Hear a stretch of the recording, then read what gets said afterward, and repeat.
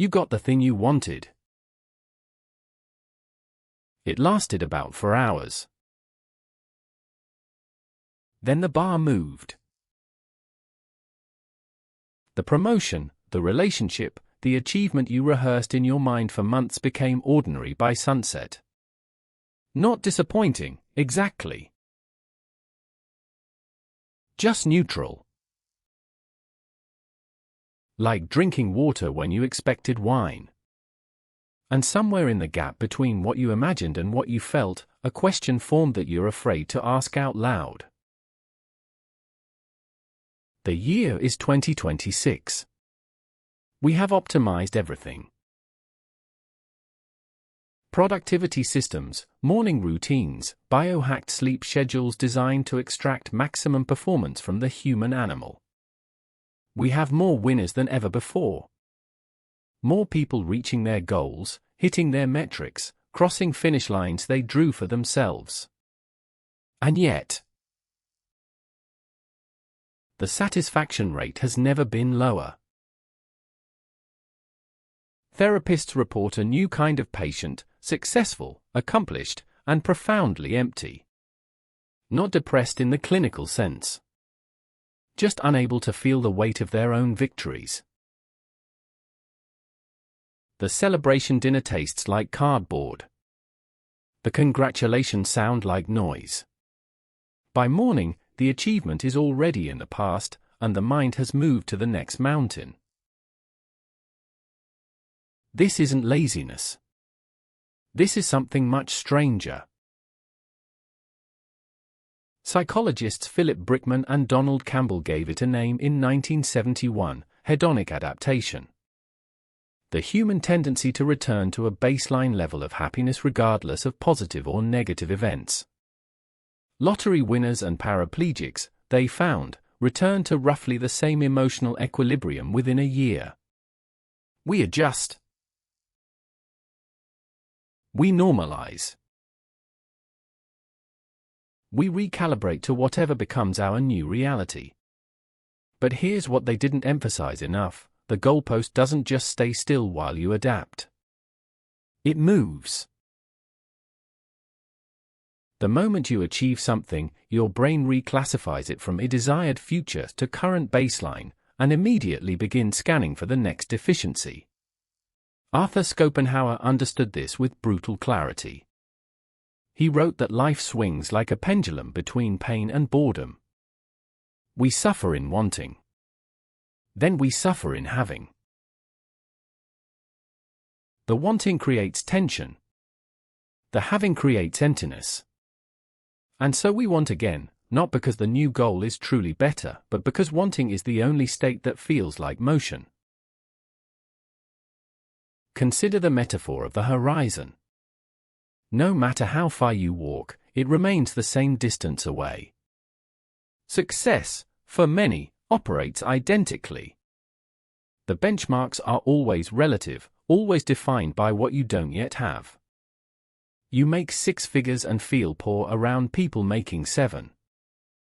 You publish a book and feel like a failure because it wasn't a bestseller. You find love and feel anxious because it's not perfect. The mind is not malfunctioning. It's doing exactly what evolution designed it to do: keep you striving, keep you vigilant, keep you hungry. Satisfaction, from this perspective, is a bug, not a feature. Because satisfied animals don't compete. They don't reproduce as aggressively. They don't survive. So nature gave us a nervous system that excels at desire and fails at contentment. The irony is suffocating. We achieve goals to feel good. But the mechanism that drives us toward goals is the same mechanism that prevents us from enjoying them. But let's invert this. What if you're not broken? What if the problem isn't that you can't enjoy success, but that you've been aiming at the wrong thing entirely? Most of what we call success is inherited. The metrics, the milestones, the markers of a life well lived, these were given to us by culture, by parents, by the algorithm. We adopted them without inspection. And so we spend years climbing a ladder only to realize, at the top, that it's leaning against the wrong wall. The emptiness you feel after achieving something might not be hedonic adaptation. It might be clarity. Your body recognizing what your mind hasn't yet admitted: this wasn't actually your goal. It was a borrowed ambition. The real tragedy isn't that the bar keeps moving.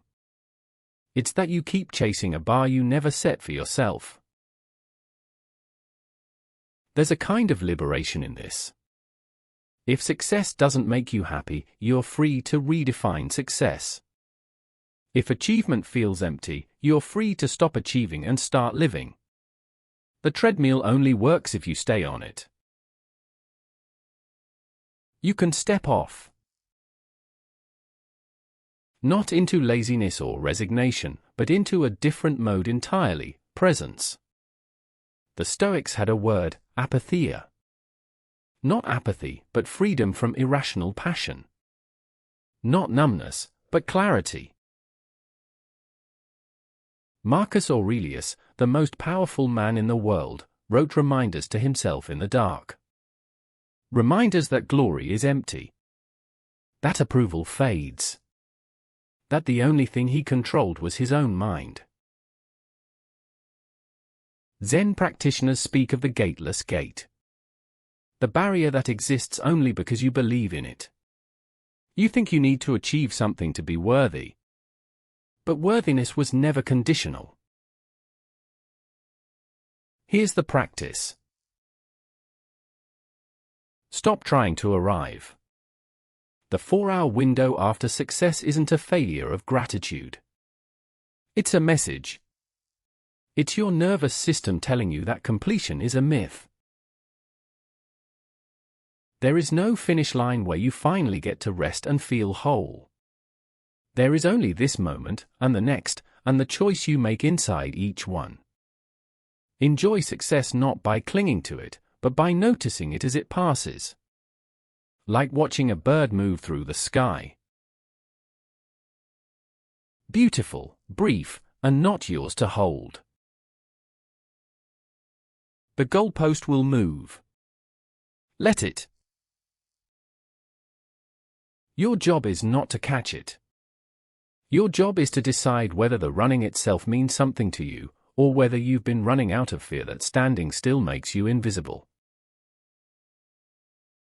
Maybe the bar moved because you were never supposed to reach it.